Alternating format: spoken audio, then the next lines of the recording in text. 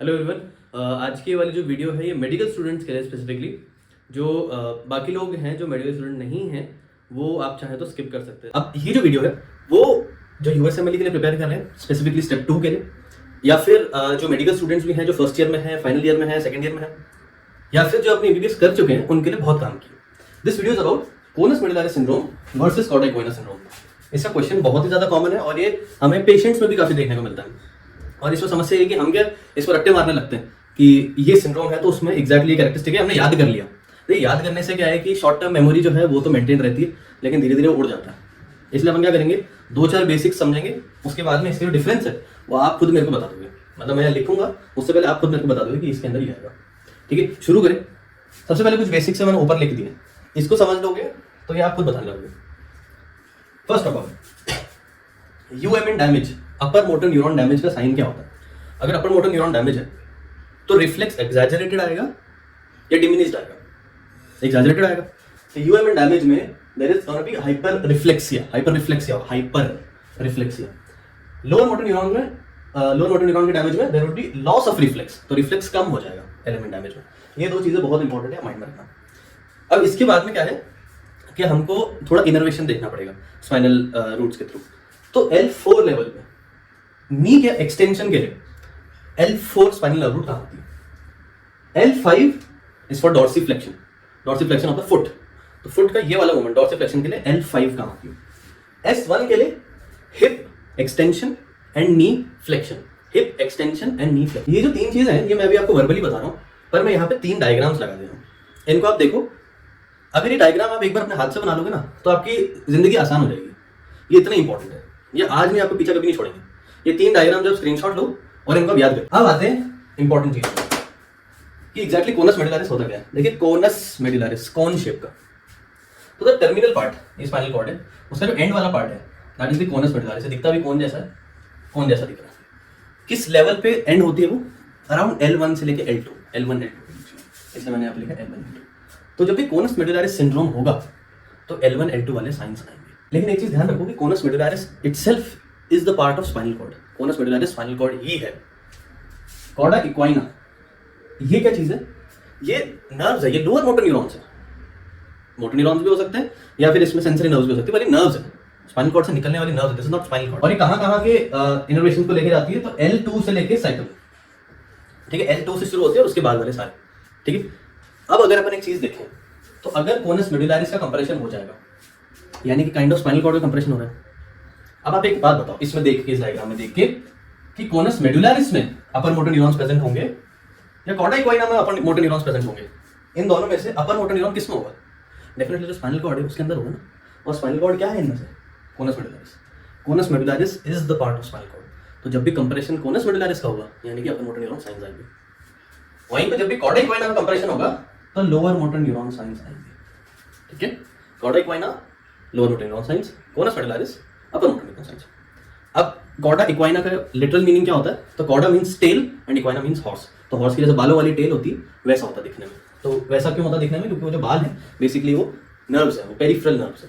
ठीक है, ये कॉर्डा इक्वाइना। अब अपन इनके डिफरेंस पे आते हैं।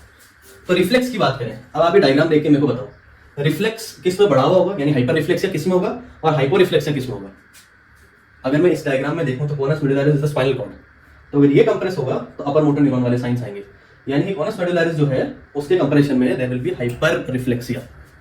तो रिफ्लेक्स जो है वो कोनस मेडुलारिस सिंड्रोम में इंक्रीज होगा। ठीक है, इसको बोलेंगे अपन हाइपर रिफ्लेक्सिया। एग्रीड? ऐसा क्यों हो रहा है? यूएमएन अपर मोटर न्यूरॉन क्यों प्रेजेंट है इसके अंदर कोनस मेडुलारिस में? क्योंकि स्पाइनल कॉर्ड में कॉर्टिकोस्पाइनल ट्रैक्ट रन करता है और वो अपर मोटर न्यूरॉन होता है। वहीं पे कॉर्डा इक्वाइना सिंड्रोम में रिफ्लेक्स कैसा आएगा? Diminished, hypo reflexive. ठीक। अब लेटरलिटी की बात करें, लेटरलिटी से मेरा मतलब ये है कि कौन सा यूनिलैटरल है कौन सा बायलैटरल है, मतलब कौन सा सिमेट्रिक है कौन सा एसिमेट्रिक, आप ऐसे समझो। तो अब एक बात खुद सोचो, ये एक स्ट्रक्चर है स्पाइनल कॉर्ड और ये मल्टीपल स्ट्रक्चर है कॉर्डा इक्वाइना। किसमें ज्यादा प्रोबेबिलिटी है कि मेरे को सिमेट्रिक सिम्टम्स देखने को मिलेंगे? एक तो मैं इसको कंप्रेस कर दूं और एक में इसको कंप्रेस करूं, तो इसमें से कुछ फाइबर्स हो सकता है इधर मूव कर जाएंगे, वो कंप्रेस नहीं होंगे, इधर वाले कंप्रेस हो जाएंगे। तो इसमें कॉर्डा इक्वाइना सिंड्रोम में there is an increase probability of asymmetric signs. तो कॉर्डा इक्वाइना सिंड्रोम जो होगा वो एसिमेट्रिक होगा, यानी देयर इज अ प्रोबेबिलिटी कि वो यूनिलैटरल हो। ठीक है, तो लैटरलिटी में मैं लिख रहा हूं एसिमेट्रिक। ठीक है, वहीं पे conus medullaris is gonna be symmetric.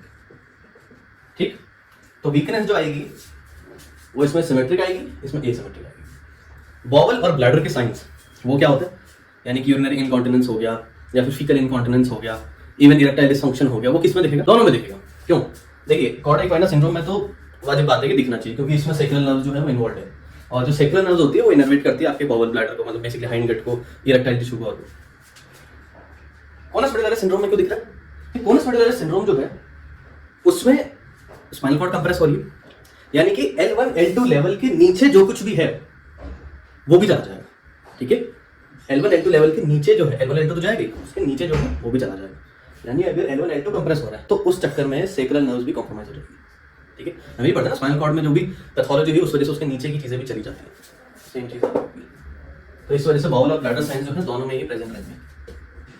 ठीक, अब बैक पेन। बैक पेन किस में होगा, किस में नहीं होगा, किस में ज्यादा होगा, किस में कम होगा? देखिए आपको मैं एक सिंपल सा फंडा बताता हूँ।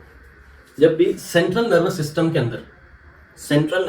अंदर कंप्रेशन होता है या कोई पैथोलॉजी डेवलप होती है तो पेन यूजुअली कम होता है। सेंट्रल नर्वस सिस्टम यानी डायरेक्टली ब्रेन टिश्यू, मैं मेनिंजेस की बात नहीं कर रहा, ब्रेन टिश्यू की बात कर रहा हूँ। तो जब भी सेंट्रल नर्वस सिस्टम में कोई पैथोलॉजी होती है तो पेन कम होता है, और जब भी पेरिफेरल नर्वस सिस्टम में पैथोलॉजी होती है तो पेन बहुत ज़्यादा होता है, जैसे diabetic neuropathy.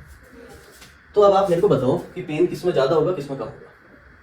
Conus medullaris is the spinal cord, यानी conus medullaris is the central nervous system. तो अगर इसका कंप्रेशन होगा तो बैक पेन कम होगा रिलेटिवली, तो back pain is lesser in conus medullaris, क्योंकि ये सेंट्रल नर्वस सिस्टम है। क्यों? क्योंकि सेंट्रल नर्वस सिस्टम में पेन रिसेप्टर्स नहीं है। कॉर्डा इक्वाइना सिंड्रोम तो पेरिफेरल नर्व्स ही है, तो अगर मैं नर्व्स को ही कंप्रेस करूंगा तो पेन बहुत ज्यादा होगा, तो इसमें पेन इज वेरी हाई। ठीक है, उसका पेन बहुत कम है, इसका पेन बहुत ज्यादा। तो ये डिफरेंसेस थे, इसके अलावा कई सारी किताबों में कई सारी चीजें होती है, लेकिन वो इसी का डेरिवेशन है।